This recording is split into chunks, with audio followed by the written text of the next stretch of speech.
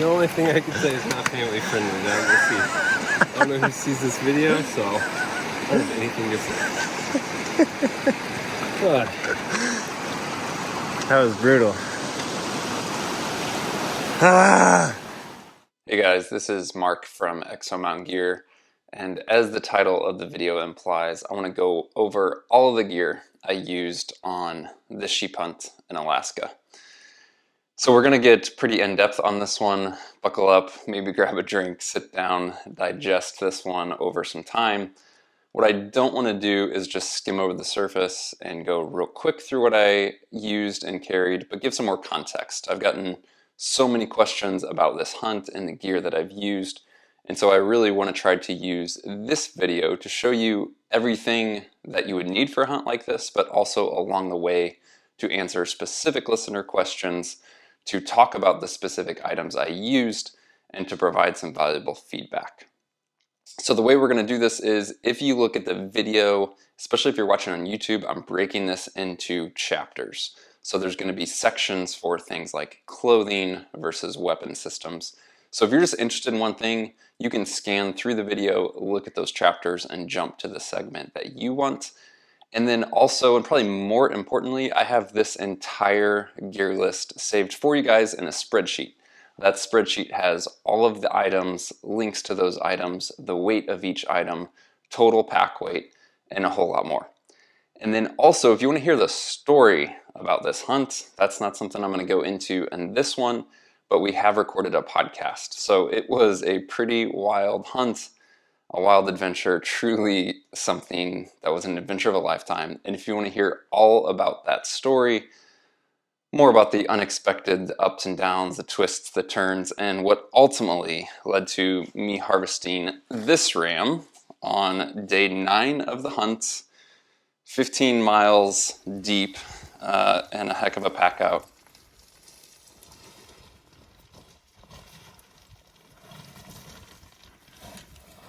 All right, so let me first say I'm recording this in the gear debrief after the hunt for a reason. I wanted to be able to talk about not what I am taking on a hunt like this, but what I did take on a hunt like this. A lot of this gear isn't unique to this hunt per se. A lot of this gear is hunt that I use year-round, all different seasons for different species, different locations, different hunts. But there are unique demands on how gear performs on something like a 10-day backpack hunt in Alaska for sheep compared to a more casual backcountry hunt, say elk in Idaho, for example. The second thing I want to say is none of this is sponsored, none of this is affiliated, none of this has any sort of payment involved. So the gear that I'm talking about, the gear that I used, was chosen by me independently. And I can just give you my real take on that gear. I will also say that an experience like this isn't about gear. Gear's fun to talk about, it's fun to assess, but no matter what, if you can't have the greatest of gear, maybe you can't even go on a sheep hunt. I actually never thought I would go on a sheep hunt, so I'm still like mind blown by this. But always remember to make things about having good gear so that you can have a great experience. But it's not about the gear, it is about the experience. And that's just some context. So let's go ahead and dive in and talk about the pack. I know, I gotta put the ram away. We'll do that. For the guys who are curious, obviously a double broomed ram, aged at 8.5. Some thought he was 9.5. Kind of tough to see, a whole bunch of wear. And yeah, I still love putting my hands on this guy. But for now, let's go ahead and set him aside and start talking about some gear.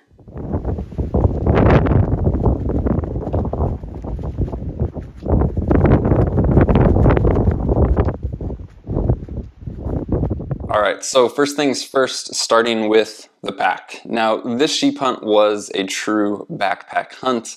It was actually a non-motorized hunt, meaning we weren't flown into anywhere. We didn't take any other method of transportation. We started with everything on our backs that we needed, and we hiked our way in to sheep country, which was a great and difficult task. And we had about 12 days to hunt. We ended up going The first portion of the trip, we packed up with, I believe, 6 or 7 days of food, and that was kind of our plan A. If you hear the story, we actually had to come out early, and we'll talk a little bit more about that in a little bit. We regrouped, changed some gear, and then we went back in for, I believe we had 9 days of food, either 8 or 9 the second time. I used our K4 5000 pack, and I'm sure as you're looking at this, you're like, hey, wait a second, that is not a large pack. It's not something that can carry 8 days worth of food and gear. I'm just showing you the pack compressed. I didn't want to make this all about the pack. I will say, on our channel, we have a ton of great resources and videos on our packs and on the K4 5000 in particular, so go check those out. But I just want to quickly show you, this was the pack I used, and then I'll talk about the accessories that I personally use. So first things first is a hip belt pouch here on the right side, my right hip belt. In here, I, for this hunt, was keeping my rangefinder, which is a Revic BR4, and then there's enough room to have that rangefinder in there, and then also room for snacks. So that's pretty much what I did, just have snacks and my rangefinder and everything always ready to go there. And then also on that same right side, easy to reach, our Nalgene holder, and I'll talk more about the water system, filtration, storage, etc.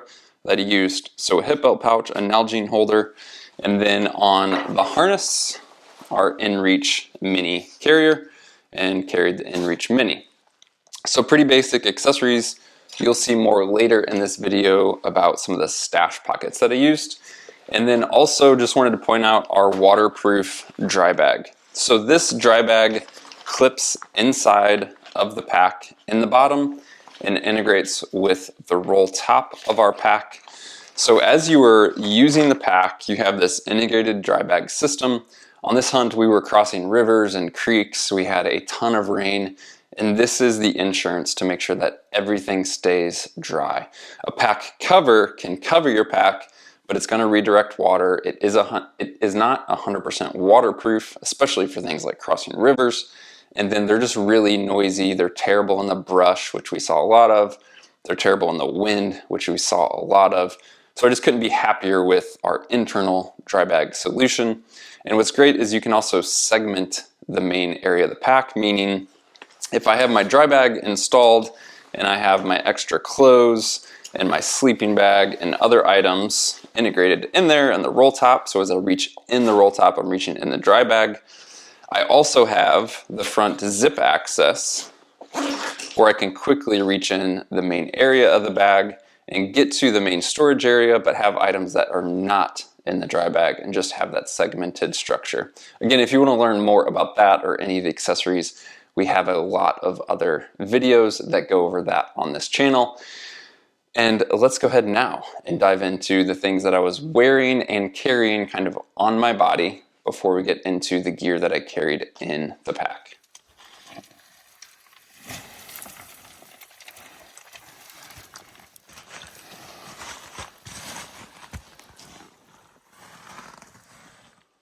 All right, so to quickly run through things that don't go in the pack but are essentially always on me. My lucky Exo ball cap, which as you can see is quite nasty. It's been a lot of places on a lot of hunts, a ton of training, etc. But I'll keep using it even though it's pretty stinking gross. For base clothing, I use Darn Tough socks. These are boxers from a company called Exo. Absolutely love these boxers for sure, especially for multi-day hunts like this. And I carried 1 extra pair of boxers and I believe 1 or 2 extra pairs of socks. We'll get to that more when I'm talking about clothing inside the pack. I wore a Sitka Core lightweight hoodie as my base layer. Just lived in this thing, used this on most of my hunts. Really like it. I love the deep zip, the thumb loops, and the Polygene odor treatment does a good job of keeping that smell down.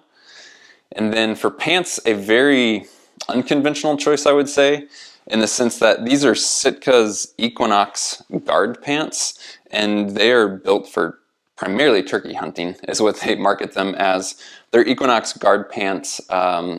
one of the unique things about them is that they're pre-treated with permethrin, so they have like this bug repellents. They're built for the spring and repelling bugs. I had worn them on a spring bear hunt to do some testing for ticks and things like that, and just really loved the pants. They're soft, they're quiet, they're incredibly comfortable, they fit great. They're one of the few Sitka pants that have hip vents built into them. The pocket configuration is outstanding. And so after wearing these on a spring bear hunt, I was like, man, these seem like a great choice, temperature rating, etc.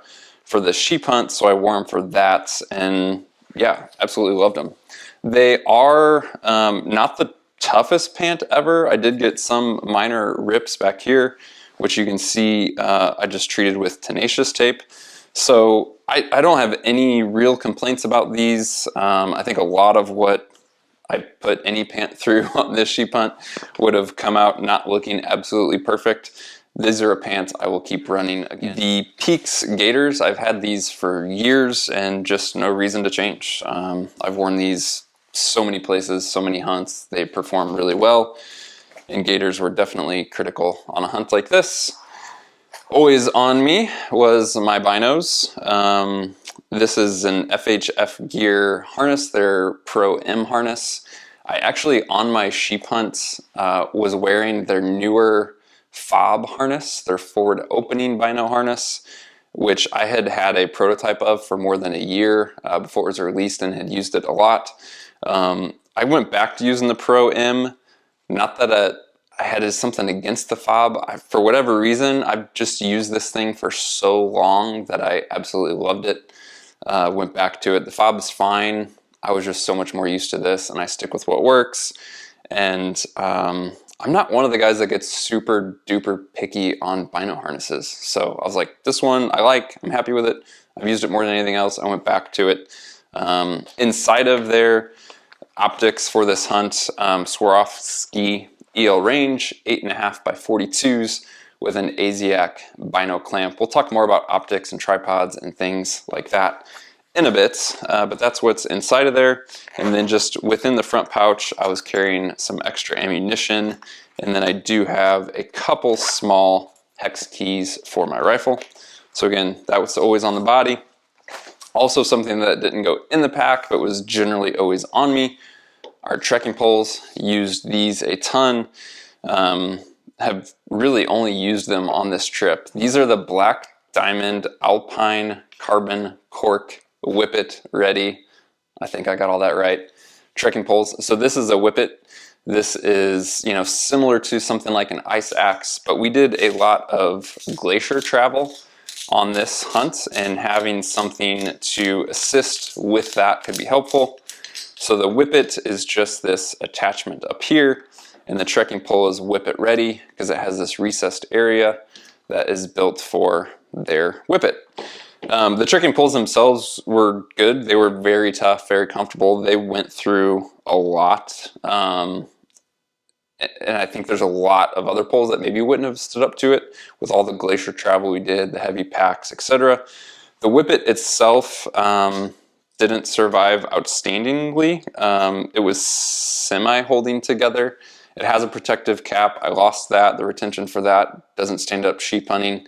It had two pins that drive through to hold these two sides of the Whippet together. I lost one of those and then ended up losing the other. When the Whippet is installed on the pole, it kind of held together, but as you can see, when I take the Whippet out, ball bearings and springs and things are flying out. So, not the greatest. It held up okay, but I would hope for better life. Another thing that got shredded on the sheep hunt were these boots. So, as you can see, one brand new boot here, one old boot here. These are the Hanwag Alverstone boots, which I have extensive experience with over multiple years in Alaska and in a bunch of places and on a ton of hunts and hundreds of training miles. I love these boots. They fit my feet. They always work. I never have hot spots. They're just not picky. They're comfortable. I love them. I had this older pair of Hanwags and thought, you know what, these things are getting a little worse for wear. They're breaking down a bit, losing some traction. So what I did was, before the sheep hunts, I purchased a brand new pair and did some training in them, and just enough to quote unquote break them in, even though for me these boots don't really need break in. But essentially I was like, you know what, I'm gonna go with a brand new-ish pair. They're broken in, they're tested, etc. But I'm gonna take a fresh pair on this hunt instead of this old broken down pair, so that I'll have, you know, better life, make sure waterproofing is good and new and all those great things.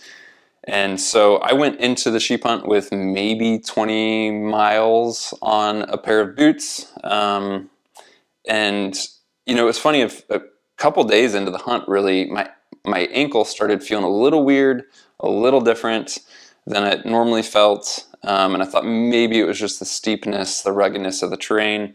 But I started to look at the boot, and the boot started to separate. Right here, there's a seam between these two sections. And it started to get some separation there on one of the boots, and then it happened on the same boot on the other side. And then it started to happen on the second boot. And by the end of the hunt, both boots had pretty severe separation through this seam. And when that began to separate, this whole top end of the boot lost a lot of structure. And so this whole top end of the boot was both sagging and also not providing structure. And it was something I was definitely feeling. And it bugged me, but didn't stop me. And so that was disappointing, you know, to say the least, that this was almost a brand new pair of boots that was starting to fall apart pretty quick. And I got home and submitted a claim through their warranty. And to be honest with you, it took a little bit of work, but I finally got a brand new pair, a brand new replacement. So this boot has never been on my foot. It replaced the one that started to fall apart on my sheep hunt. So mixed feelings, honestly. Again, I've worn these boots for years in a ton of places with really, really, really good results, and really good life, durability, comfort, etc.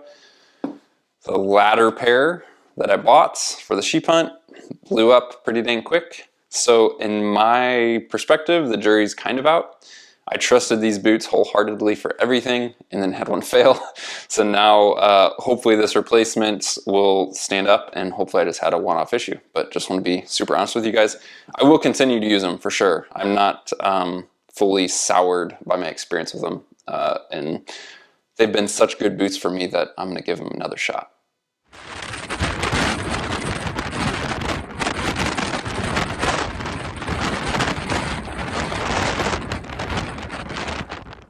All right, so for shelter and sleep system, this is the Thermarest, their newer NXT pad. I think it was just released in 2023.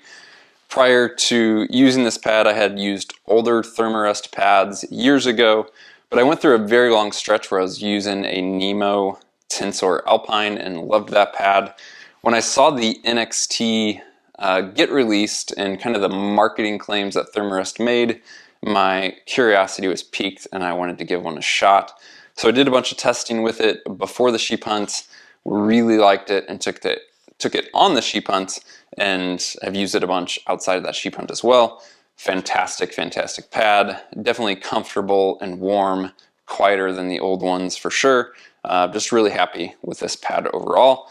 And then holding this pad together, the reason it's staying nice and tidy, these are just the attachment straps for my quilts. So these are the straps that go on the pad when it's inflated and that my quilt attaches to. This is just an easy way to keep everything all together. The quilt itself that's laid out here, this is a Katabatic Gear 22 degree Alsec quilt. If you have heard me talk about gear before, you've probably heard me talk about this quilt. It's my favorite piece of backpacking gear. I've said before, if all of my gear disappeared in a fire overnight, the first thing I would do is go buy another Katabatic Gear Alsec quilt and pay full price and not think twice about alternatives. Again, I'm not paid to say that. They don't have a relationship with them. This is just my favorite piece of backpacking gear is this quilt. I've used it yeah, on everything for probably 5 years at this point, and absolutely love it. I've gotten a few questions and confusion on why is it brown, because when people go look at the website, I think the new ones are blue and gray. The reason mine's brown is just because it's old and they don't make it in brown anymore. But absolutely love this quilt. It is a down quilt, so that's always a question with Alaska, is like, hey, down versus synthetic. On my prior mountain goat hunt, I did take a synthetic quilt. For this hunt in particular, and with the shelter choices we were using, I trusted down, and it is a treated down. So there definitely was nights where I was getting into the quilt wet with some wet, not soaking wet, but definitely with some damp layers on, and sleeping through the night had no problem drying out with those. So absolutely love this quilt. And then this is the Sea to Summit Eros down pillow. I've been using a Sea to Summit pillow for many, many years. I think their original Eros pillow, the green one, and they came out with this down one, and I thought, heck, it's worth a shot. It's a little bit larger than my old green one, a little bit warmer, a little bit better feeling, and I really like it. So a couple ounces there.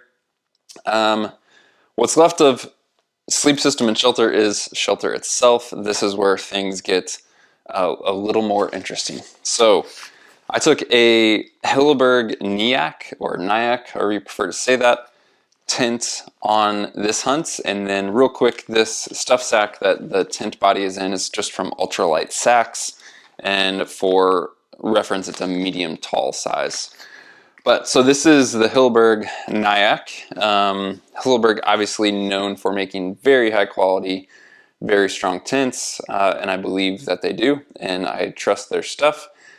That said, I pushed it to the limit on this hunt, and apparently a bit beyond the limit on this hunt. So these are some of the pieces of what is left of the poles, some of what's left from the Nyack. So as you will see in a video clip, we had some crazy extreme winds.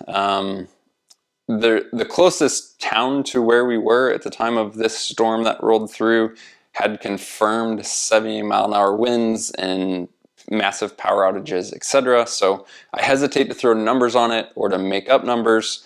But in the area, confirmed 70-mile-an-hour winds, and that wasn't even up on the mountain where we were.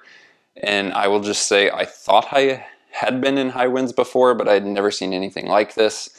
These winds were to the extent that they were physically blowing us over. So if we were trying to hike, we truly had to sit down. These winds were blowing us over. The shelters rode it out for a while. We had these winds for multiple days. And again, I go into this whole thing in the full story of the podcast, which you can listen to. But ultimately, the poles snapped. If you know the Hilleberg Nyack, the poles are in a fully enclosed sleeve. So when the pole broke, it had jagged edges of aluminum, which then shot through the pole sleeve. So I essentially walked back to my tent to find sections of pole scattered throughout, and the tent obviously was unusable at that point. So we ended up coming off the mountain for that reason and regrouping, which again is all in the story. So where do I go from here with the shelter, with this tent? Well, Hilleberg was good about replacing the poles for me, and one of the options is their Nyack comes standard with 9mm poles, and you can run 10mm poles in that tent. Now, even though it is 1mm, you can feel the difference in strength of these poles just by putting them in your hand. It does add about 2 ounces, I believe, 2 to 2.5 ounces per pole, and the Hilleberg Nyack takes 2 poles. So you're adding about 4 to 5 ounces to the whole system, but it is going to make things stronger.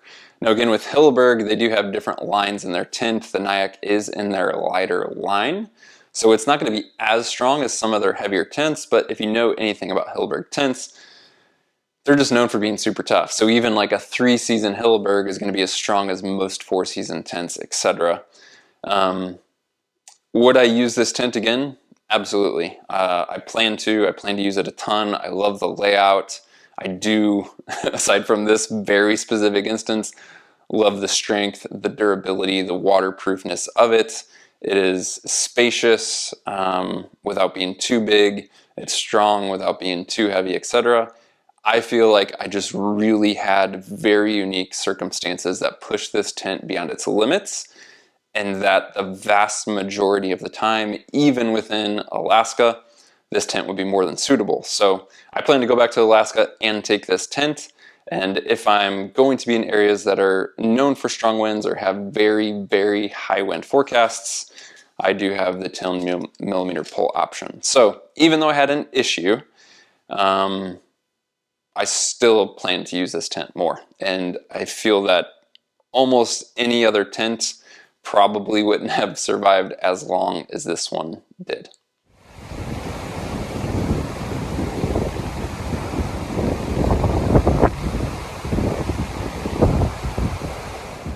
All right, so when it comes to cooking, drinking, water filtration, etc., here's everything I took. Primary drinking bottle, I showed earlier the Nalgene holder on our pack. This is one of the ultralight Nalgenes, so one of their HD PE Nalgenes. This happens to be the one that we sell through Exo, but any of the HD PE Nalgenes are going to be lighter than traditional Nalgenes, and they're great. So used that as my primary drinking source. Used this HydroPack Seeker is my primary water carrying source. So this is a 4-liter Seeker. So between these two immediately I have 5 liters of capacity. And then installed in the HydroPack Seeker is their HydroPack 42mm filter cap, which has been an outstanding filter. So I can at any time just pick up 4 liters of water, have my filter pre-installed. It doesn't leak, which is fantastic. And basically, this is my primary drinking vessel, and if it gets empty, I can just take this out, fill that up on a quick break, and now keep going. A backup to the HydroPack Seeker is this 1-liter HydroPack bottle, soft bottle. Actually, this one says Katadyn Be Free, but it's made by HydroPack. It came with a Katadyn filter that I purchased, but it is compatible with that same HydroPack filter or a Katadyn Be Free filter. And this is essentially just a backup. So if I ever had a leak in my primary water source, my water container, my filter container, you know, with that type of filter, I'm not going to be able to filter water unless I have a container to filter from. So by carrying this small 1 liter, I essentially just have a backup that if my 4-liter bladder ever goes down, I have another way to source and filter water. I don't know that I ever touched this, but also in an extreme situation, this is just an extra liter of storage. So I would have 6 liters of capacity when combined with the other Seeker and the Nalgene. This is a Hydro Flask Trail Series bottle, so it is a double wall insulated bottle, but relatively light for being double wall and insulated. Definitely somewhat of a luxury item. I don't take this on every hunt, and if you're counting ounces, you know, I think this one is about 8 ounces, so I can see why it doesn't get its place in the pack, and it doesn't get its place in the pack for me on every trip. But there is something so nice about being able to make a hot drink and keep it hot over time. And to me, it was worth it, even from a morale perspective of dealing with crazy Alaska weather, whether you're shut in the tent or whether you're out surviving in the rain. I don't have to just like make coffee in the morning and slam it. I can make coffee, carry it with me, and sip on hot coffee for hours throughout the day, which was worth the few ounces for me. In terms of cooking, this is the Jetboil Stash. I had been using a Jetboil TI stove for many, many years, and unfortunately it's throwing flames at this point, and unfortunately they don't make it anymore. So I went to the Jetboil Stash. It is a good lightweight option. I have just some simple Velcro tabs holding the lid on and holding this in place, because I have found that when this is in my pack, it doesn't always stay shut. So I had a little bit of Velcro around it to hold it together. I do like how compact this system is. The handle then folds out. Within the stash lid, you have your Jetboil container, your fuel, and then within that, you also have the burner itself, and then I kept a lighter in there. You can also, little pro tip, keep a lighter between your fuel and your lid as well. So their burner does not have a built-in ignition, which is why I'm carrying a lighter, but an all-in-one system that's nice and compact, that is lightweight. I've been pretty happy with it. I honestly just wish they still made the old Soul TI. I would stick with that, but that stove has been good for me. For a utensil, this is just a Sea to Summit long-handled spork. I really like the long handle for getting down into those meal bags. And then the guys from Hardside Hydration have this little protector, basically. I don't even know what they call it. I don't even know if they sell it. They gave it to me at one point. But it is kind of handy just to keep those sharp ends of the spork protected when it's in your pack. And then another semi-luxury item. This is the Hyperlight Mountain Gear. I believe they call it the Repack. But this is just an insulated meal koozie / meal warmer. It is light. What I do personally is I make a lot of my own meals, and I will just use high quality quart freezer bags to pack those meals in. And it's handy to have something to put those meals in, both to keep them warm as they're rehydrating, but also just to be able to hold that meal bag and not have your hands be burning hot. And then I use a similar approach where if I'm eating peak refuel or something of that sort, to save weight and to save bulk in the pack, I will open those meals, put them in those quart-size freezer bags, and I'm only packing the quart-size freezer bag with the meal and not the extra volume and weight of those larger Peak, Mountain House, etc. bags that they come in. And so really, with the weight and space that I save by ditching all the extra packaging, this essentially is offset by that. I'm usually coming in lighter even though I'm packing this, because I've gotten rid of so much extra bulk weight trash. You could do something similar by putting a meal, in your jacket or what have you, but I do like this. It's handy. So that is everything I have for eating, drinking, cooking, etc.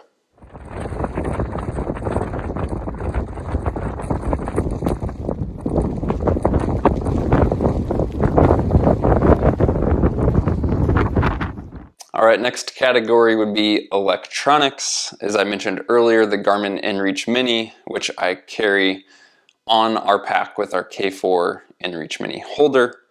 And then I typically just have one of our stash pockets with everything else electronics related inside of it. So we'll go ahead and open that up and see what's in there. First thing is this Phoenix headlamp. This is the HM50R. I really like this headlamp, USB-C rechargeable. You also can swap batteries. I'll show you an extra battery here in a second.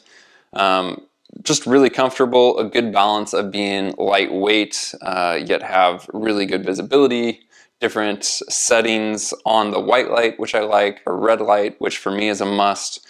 You can pop it off of the headband and use it independently, which could be handy. You could kind of just set it up as like a little lantern if you want. And then very important to me is it has a lockout feature where you can disable the primary power button and make sure it doesn't come on accidentally and drain your batteries. So really like that headlamp. What else? Some extra batteries. So as I mentioned, the Phoenix is rechargeable. You can just plug it in, but you can also carry a spare battery cell. This battery also has a built-in micro USB port on it. So I can just take a cable, plug it directly into the battery, and then plug that directly into a power bank, which is pretty handy. So here's one cable, micro USB. That will charge my headlamp and that battery and the Garmin. And then I carry a second cable which can charge my phone. So just those two primary cables. For a power bank, there's so many out there these days and they're super affordable. This is an Anchor. I believe the model is the 525.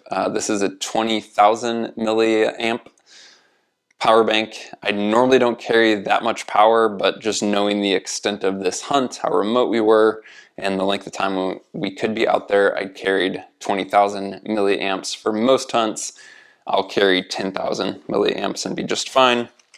Also in my electronics pouch, I carry an extra rangefinder battery, which is handy.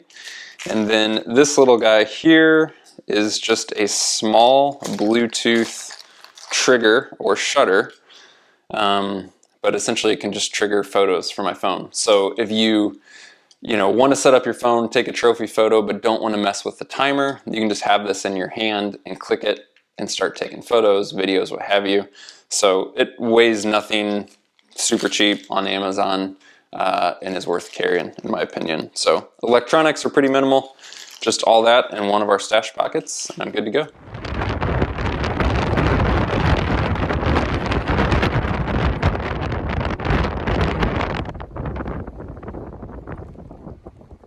All right, so for personal care and essentials, I have a stash pocket jam-packed with a million things, and then TP, and that's about it. So TP, I actually only use wet wipes at all. I don't pack any true TP. I just use wet wipes.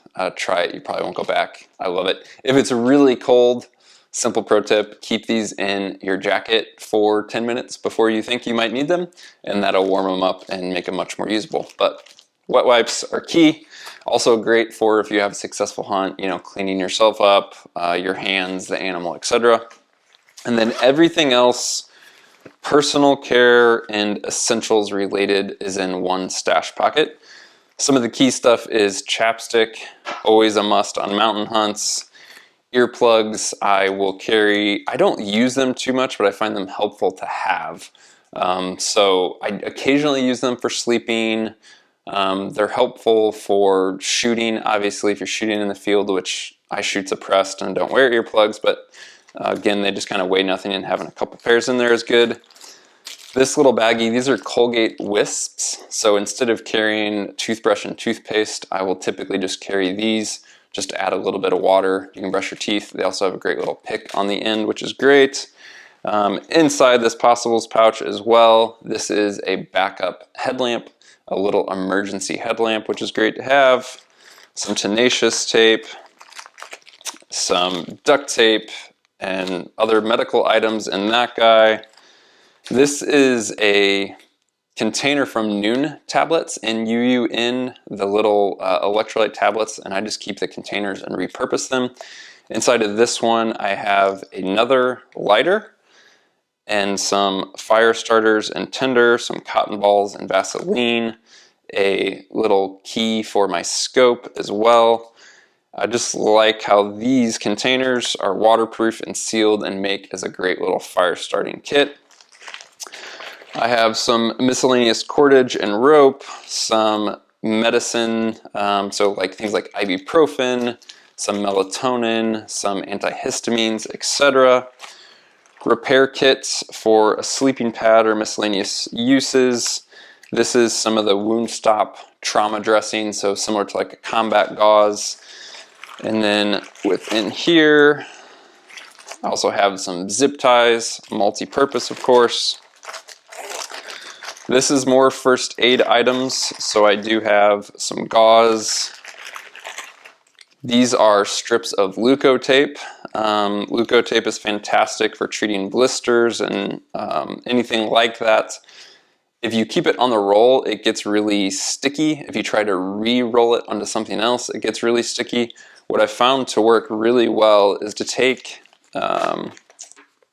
anything that like an adhesive comes on. So don't tell the federal government, but these are priority mailing labels where you get the priority mail label. I peel the label off, you end up with that waxy type of paper, and you can put Leukotape on here, as you can see, 2 strips, and then I just fold it. But because it's on that waxy paper, it doesn't stick to it. So it comes off really easy and gives you these nice, convenient, simple strips of Leukotape to use. So I have several of those. And then just a lot more miscellaneous first aid. some quick clots, some less serious stuff, more medications, more gauze, some KT tape, anti-diarrheals, more antihistamines, all that good stuff. So personal care and essentials, I try to keep compact, fit it all into one stash pocket, and should hopefully be what I need to kind of fix things up, take care of myself, start a fire, repair some gear, etc.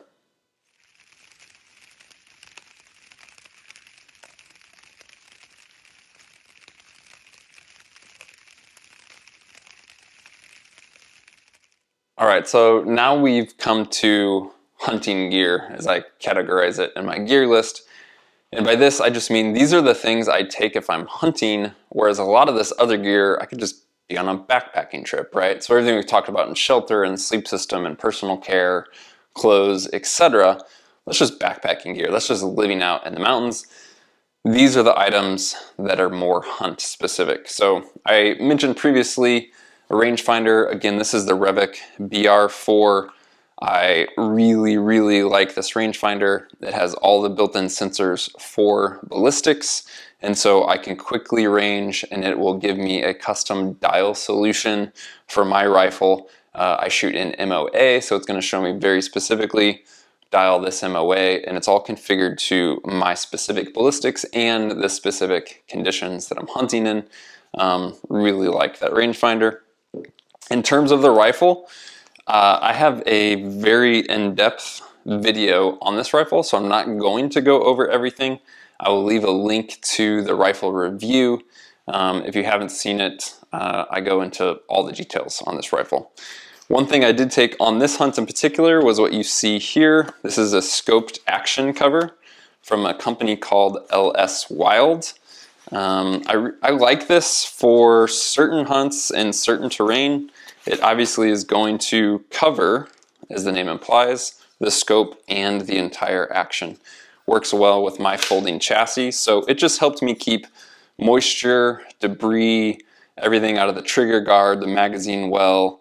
If my magazine were to accidentally get bumped, which isn't really a concern with this chassis design, but it would be contained within this wrap, and obviously protects my scope a bit as well. So again, I don't take it on every hunt.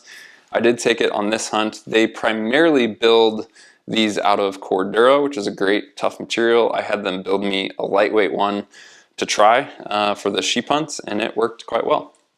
Again, the video for the rifle, the full rundown, go check that out. Totally different topic.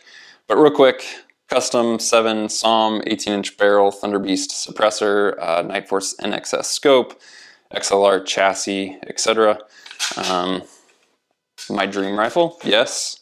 Have I beat it up and used it a ton? Yes. Love that setup.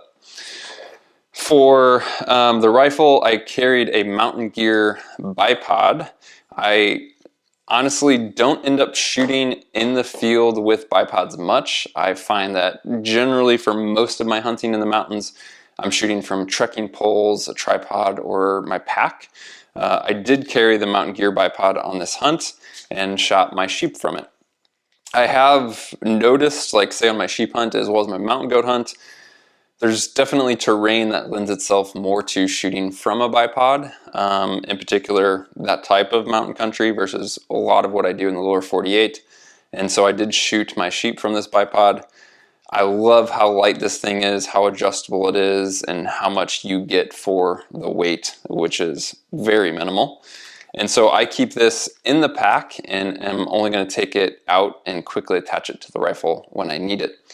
I have 2 of them sitting out here because there's basically been a change since my sheep hunt. This was the original one. It used Picatinny, so I had to install a Picatinny rail in my rifle, and I no longer have to because they have a new updated ARCA version, so it fits better directly onto my rifle.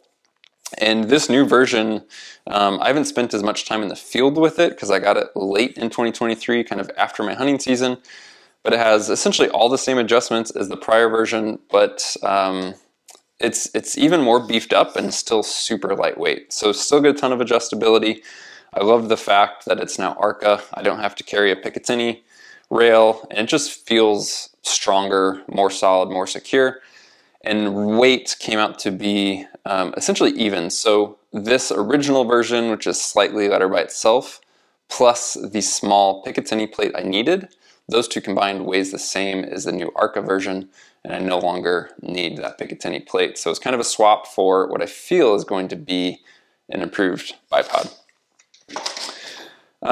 Next up, these are hunt specific only in the sense that most of the time you're not traveling in ways that require this, except for on a hunt like this, but these are crampons, and on this hunt in particular we did a lot of glacier travel and glacier traverses. Some of that was truly on ice, a lot of it was on glacier debris, and so these are Petzl, I believe the Leopard FL crampons. I first used these on my mountain goat hunts in a totally different part of Alaska for a totally different reason, but also carried them on this sheep hunt. So definitely something unique to a hunt like that. Next up, another stash pocket. This is essentially my kill kit. So within here, first of all, let me pull this game bag out. This is a single game bag, of course, and I, of course, carried more than one. But sheep, I knew I was going to be boning the sheep out, so I wanted a boned out specific game bag. I also wanted something light and small. These are the Graxaw game bags. I carried 4 of them, and then I carried one larger one for the cape. And what I did was take them all and fold them nice and small, and I actually for my hunt ended up vac sealing them, and they were compressed down to nothing. So I just had one in this kill kit for now as an example, but those were the game bags I used, and I really love them for boned out specific bags.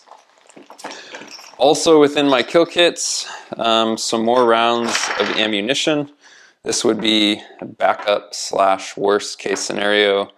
Need to dive in and get some more ammunition because my magazine and my rifle was full, and I had quickly accessible ammunition in my bino harness, so these were really reserve rounds. Something went bad with a bear or something to that effect.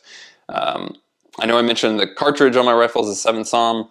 The bullet I was shooting was the 175 grain ELDX. It did a fantastic job on my sheep, as well as my bear, my goat. I said goat. My bear, I shot a goat the year prior, but that was with the neck bound. I used that ELDX on sheep, bear, deer, and elk last year. Within the kill kit, knife. This is from an Australian company called Eagle Hawk Knives. They sent some to us at Exo years ago. I have too many knives, and I've used them all and have a lot of really good knives. So almost every hunt, I'm just like, which awesome knife do I take? And this Eagle Hawk is definitely one of my favorites. Really comfortable, incredibly sharp, and still lightweight. Within my kill kits, I do carry a small sharpener. This is the DMT Diafold.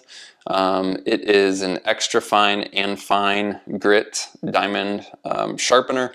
I've gotten used to using this. I've owned this specific sharpener for probably a dozen years at this point, and it still works great, and I pack it on every hunt, and it works fantastic in the field. This is a good old kill bottle. So my good buddy Tyler Boschma kind of started a tradition with some of us, Bighorn whiskey, and just the celebratory, if you kill, this bottle's getting opened and shared amongst everyone on the hunt. And the other thing I have in here is just representative. I carry one of these small bags. What's in here right now is some notes from my kids when they were very young, and a note from my wife that's probably 10 plus years old. I carry those as memories and encouragement, and then my hunter education card, but this is where I will keep my license, tag, and any other paperwork I need. So anything hunt / kill related, kill kit related, goes into one stash pocket. In terms of other items, I mentioned optics earlier. I was carrying those Swaro EL binos. This is my spotting scope. It is the Swaro ATS 65. I didn't end up carrying it on this hunt simply because my buddy Mark, my guide, was carrying a spotting scope, and we decided to only have one spotting scope. But if I were to take one or own one, which is all I actually own, this ATS is a fantastic scope. It's what I would have taken, but he ended up carrying a scope, so I did not carry a scope. This glassing pad is a random one from Amazon. It's also full of things. From a company called Red Camp, I believe. What I like about it is you can configure it in a bunch of different ways. It just makes it easier to get into unique spots within the pack. Just kind of your standard glassing pad. I had worn out one of the Thermarest ones after many years of use, and when I started looking at alternatives, this thing was maybe 12 bucks on Amazon, and I liked how you could configure it in different ways. Simple glassing pad is really helpful. On the sheep hunt in particular, there's a few spots where it was so wet, it was just mud and muck outside of our tent and in the vestibule, and we just couldn't get out of it. So I was using that to put my pack on in the vestibule, for example, and keep it out of the mud, but obviously helpful for glassing. And then tripod, this is the Asiac Backcountry Light tripod legs and also their Backcountry Light tripod head, which is a small micro ball head. I really like this tripod. You know, tripods are tricky. There's so many different options and versions and weights and capabilities and configurations, etc. But for me on the sheep hunt, I wanted something really light, and I also knew for me it wasn't going to be like the primary tripod for, say, a full-size 85mm spotter. So Mark, who I mentioned was carrying the spotter, he was also carrying a tripod. So what I wanted was a second tripod for my own to be able to use my binos from, which this worked great for, to be able to shoot from if I needed to, which I didn't end up doing on this hunt, but I have shot from this tripod a lot. And I really like it. It's a great little tripod for the weight. One thing I like on their design is how compact it is, both in height, but also in profile. It just gets super tiny. And then they have a center column that is removable. So I have the small center section in there currently, but they also offer your traditional extendable center column. What I like about running the short version is if I want to, I can use this as essentially a bipod replacement and get super low to the ground. So with a tripod with a traditional center column, you're not going to be able to get this low to the ground to be able to shoot your rifle from. But on a tripod like this, you can obviously get it on all types of angles and get it incredibly, incredibly low to the ground.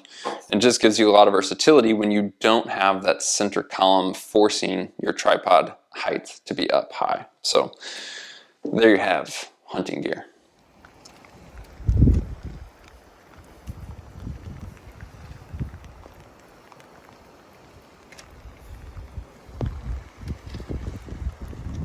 All right, so for clothing, I already went through the basics. I went through what I was wearing, the pants, the base layer, the socks, the underwear, the ball cap. From there, what I do for every hunt and what I did for the sheep hunt, of course, was essentially have a list of essential clothing that's going to be in my pack, and then a list of non-essential or maybe clothing that I may or may not take based on the specific conditions, maybe the last minute forecast, things of that nature. So again, I'm doing this all the time on every hunt, not just the sheep hunt. You know, I could be headed into a September archery elk hunt, and I'm gonna have two lists of clothing. One list is, I'm taking this no matter what, I'm taking this for sure. The other is, hey, I'm bringing this along with me to the trailhead maybe, but based on the forecast, it may or may not go in my pack. So let me go first through, for this sheep hunt, the list that kind of fell under the maybes or the non-essential. One was puffy pants. These puffy pants I did end up taking. They're from Western Mountaineering, incredibly warm. I love the warmth for the weight. They are a treated down. What I really like is that in the butt and also in the knee and lower leg, they have a reinforced fabric. So if you're using these for glassing and you're sitting glassing or you're kneeling and glassing, you're not dealing with a really thin denier fragile material. they have a reinforcement there, which is also a Wind Pro layer, and just helps add more protection as well. So these were fantastic. This hunt was definitely windy and cold, and these packed down and were worth the ounces for sure. So I did end up taking those. Additionally, kind of on the cold weather end, some glassing mitts. These are older First Light Brooks down mittens, glassing mittens. Again, these aren't something I'm taking all the time, but man oh man, are they cozy and toasty and warm when you're on a cold hunt and spending a lot of time stationary and glassing. So these especially packed down to almost nothing, and I did take those as well. Crocs are something I take quite a bit, but not always. Obviously, it just depends on how much water crossing I'm expecting. And sometimes I take traditional Crocs. These are from Merrell, and they're called their Hydro Mocs. I like how open they are. I find them to be a bit more comfortable. They do have this heel, and then they still have a strap that you can choose to lock in or not. I did not end up using these on the sheep hunt, but they were an item that could be handy, again, just based on what you're expecting to go into, the type of terrain you're covering, etc. And then from there, I had two different maybe pieces, both which are wind layers. First, let me say this little guy here, this is a Patagonia Houdini. It is just a incredibly lightweight wind shell. As you can see, packs into its own pocket and packs down, weighs just a handful of ounces, and provides some basic protection from precip, not obviously rain gear level, but sheds light moisture and does a lot in terms of resisting wind, which can be underrated in my experience. So if I'm hunting windy areas above tree line in general, I tend to pack something like this. And then a piece that was newer to me and more specialized was the Sitka Mountain Evo jacket. Now this is a Gore-Tex windproof shell that also has a bit more of a soft shell face to it. And then in the back is lighter and more breathable. So the idea here is you get a lot of wind protection where you need it, but then you get breathability in your back where you're wearing the pack. And it's meant to be something that you can hike in, and that's going to dump some heat, dump moisture, but still give you really good protection from wind. And I also found really good protection from moisture as well as just brush busting. So this jacket is very unique, very specialized, but honestly almost built for something like our sheep hunt. What we were doing, as you've seen, was just incredibly windy, a mix of like active, very tough climbs with some stationary sitting. And this piece, I ended up packing over the Patagonia. It does have a weight penalty. I believe this one's around 12 ounces, where this one's maybe 4. Again, all the weights are in my spreadsheet, but this piece is gonna be a lot more durable and functional in a lot of ways, but it is a specialized piece. It's not something I'm taking on, every hunt here in the lower 48 or anything like that, but it was really impressive on the sheep hunt. I actually used it on another hunt up in Kodiak in November, where it was windy, wet, brush busting, and I wore this instead of rain gear, where I would have normally worn rain gear to bust wet brush and etc.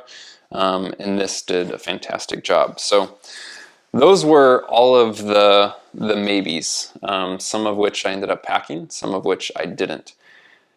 Everything in this list going into the hunts I knew was essential. So I planned on, kind of no matter what, I'm going to carry all this stuff. First thing is what's in this bag, and I'll talk more about this bag here in a second.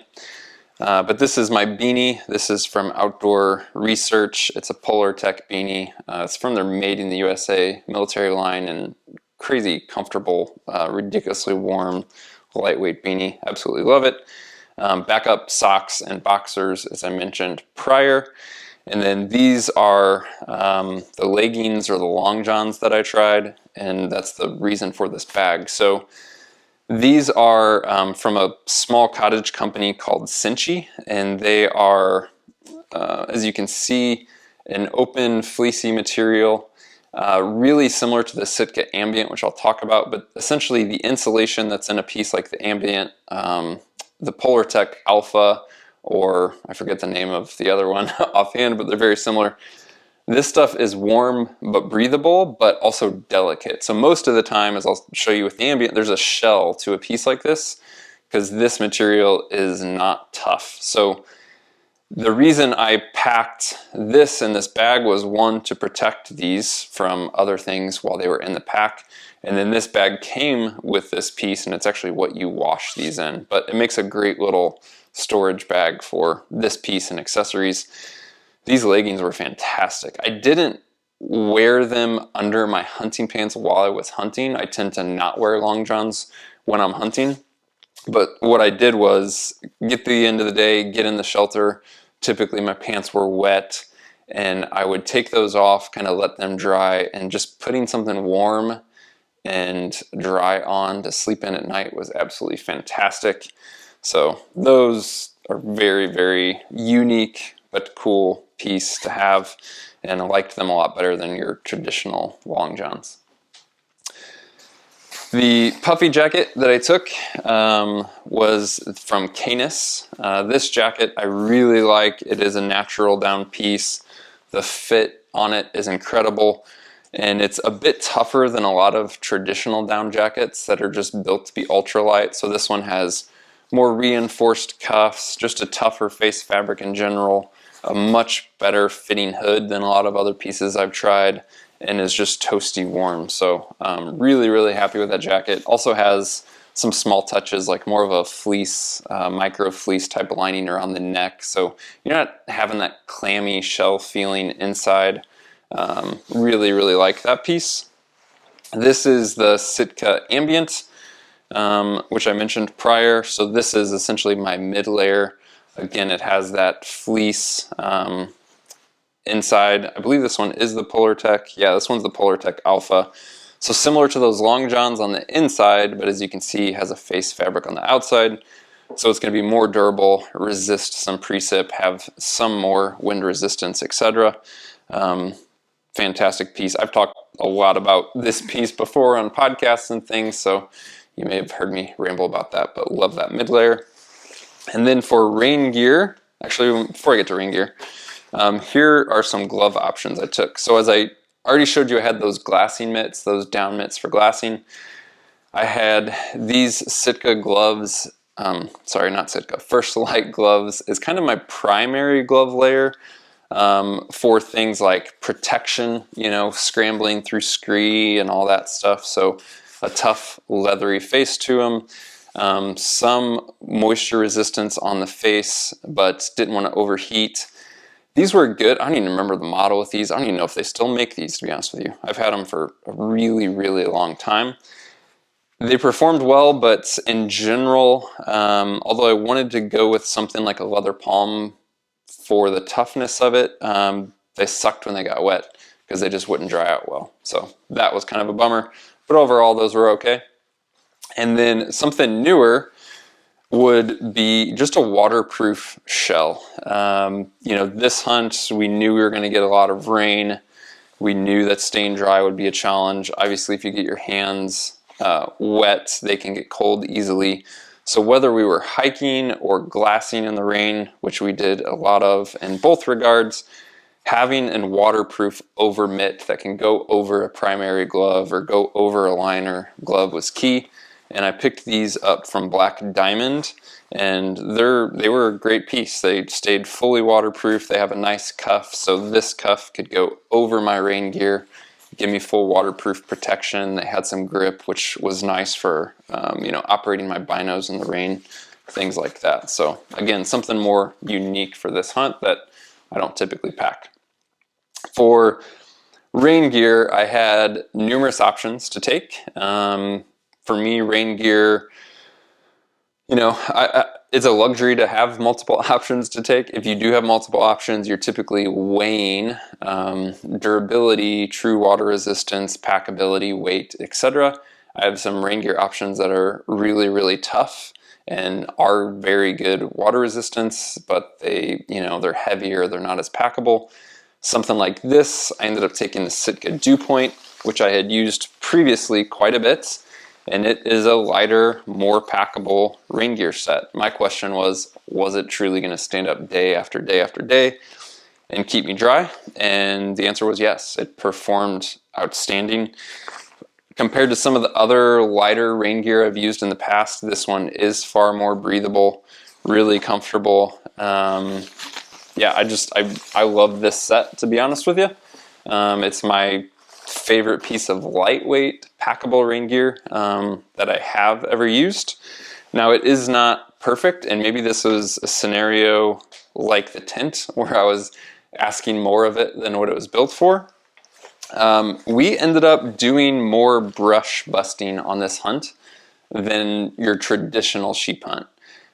Most of the time, to stereotype, on a sheep hunt, you're going to get flown in, you're going to start a bit higher, you're not going to have significant stretches of brush busting, whereas we did because we were hiking in on foot. And so we went through a lot to get into sheep country, and these patches look big. A lot of the things I patched on here were actually very minor, but I just used larger patches.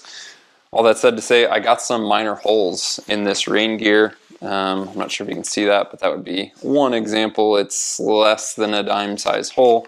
I just used a larger patch to cover it. But yeah, I think just from brush busting, definitely wore this on a lot of glacier traverse, a lot of rock, a lot of shale. Some of that was with, real heavy packs and in the rain and slipping and falling. And so again, even though I came out of this hunt with some wear on this rain gear, for what I put it through, I honestly think that that was expected for, in particular, a set of rain gear that's light and that's packable. So would something else have come out of it with less wear? Probably, but that would have been a much heavier piece, which I had that option and chose not to take it. So overall, I loved the performance of the Dew Point. Again, I've used it on quite a few trips previous to the sheep hunts and also since, and it's definitely a piece I'm going to be sticking with. So there's your rundown on clothing.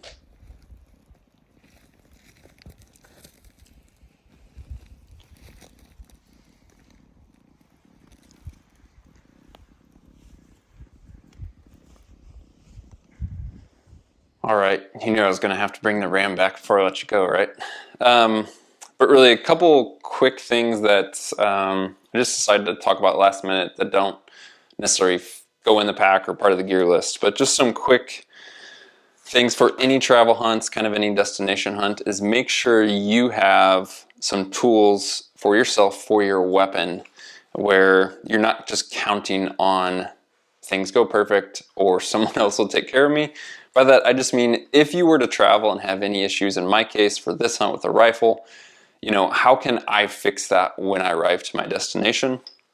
And so this simple kit here, it says it's an Otis ripcord rifle kit. I do have the ripcord, which is kind of like a pull-through bore snake in here, but I also have a patch and a brush and some weapon shield lubricant and oil. So just in terms of cleaning or something gets lodged in the rifle or anything like that, I have an option. And then this is a small repair kit with everything I need to make sort of any adjustment on my rifle or my bow for that matter. So I would just say that think about the things for your hunt, yes, but especially when you're traveling, think about what could go wrong and how you may need to fix that. That applies to your weapon, that applies to your vehicle, any logistics, right? All that stuff can change your hunt, mess up your hunt. And then also things like backup boots, for example, backup clothing, backup shelter, all of those could be handy, so keep those in mind. I have a full list on the spreadsheet of not only what goes in my pack, but some of the other things that I take with me that don't go in the pack. So again, that spreadsheet is a great resource if you guys want to check it out. This hunt for me was incredibly memorable and incredibly fulfilling, and just a great culmination of 10 plus years of me hunting the mountains and learning and having great experiences.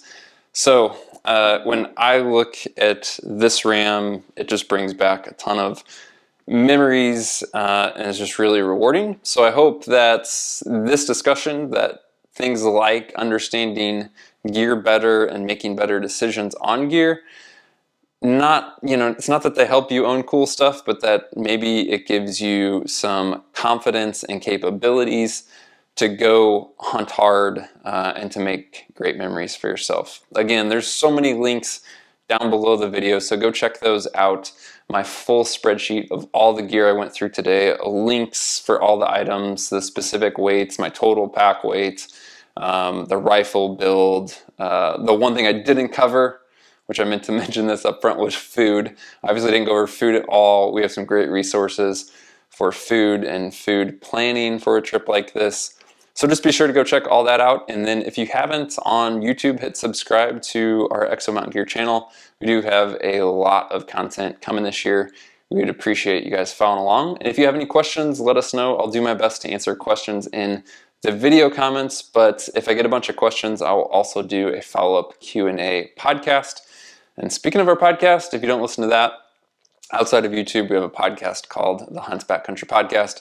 Again, that's where I told the whole story of this hunt. So if you want to get the story of the hunt or just check out some other backcountry and mountain hunting information, go subscribe to the podcast as well.